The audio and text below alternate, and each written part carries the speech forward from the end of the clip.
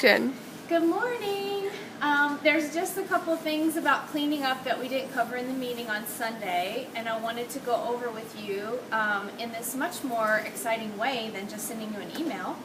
So when you leave class, I want you to make sure that the last 30 minutes after your instruction time is spent really watching your students like a hawk and monitoring their cleanup.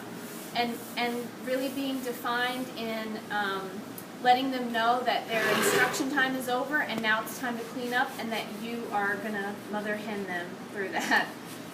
So you're really making sure people are cleaning their wheel area. Everybody can pitch in to get the table cleared off of stuff and of clay. So we have lots of scrapers, and this bucket is designed for us to make sure that even if this is wet, when they're cleaning it up, that they scrape as much as they can off of this tabletop and into this bucket. Even if you have 2 or 3 people who are really quick cleaners, and they can come over here and do this after they're finished cleaning their wheel, some people will actually enjoy this task. So this table should be, everything should be put back.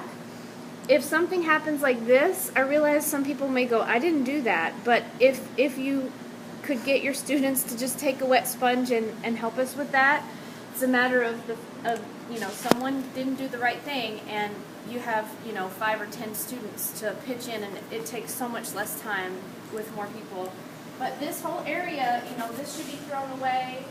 Clay, if it's not your students, maybe it could be set neatly back in the middle of the table. Make sure that the plastic goes back where it belongs, and that really only these things belong in the middle of the table with the rest of it cleaned off. If they have time to sponge it down, it really does make it nice for the next class, but if they don't, at least scraping it and get everything put away. So the wheel area, just make sure they're cleaning this sort of is their wheel area as well. And under their feet there is a mop. You can talk about the mop. They can use a sponge, but this all adds up and looks really uninviting for the next class to come in. When you're glazing with your students, or even if one student glazes, just call them by name and say, could you help us a little bit by just sponging down the glaze area, tops of the buckets and the tabletop. It takes literally 40 seconds to do that. And then also, if the last thing you could do at night is just take that mop, squeeze it out, and just take a few seconds to just wipe this area before you walk out the door.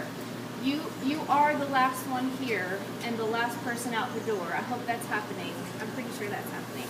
And it will just help every day for it to be a little bit nicer, and for us to have less traffic walking across more concentrated clay.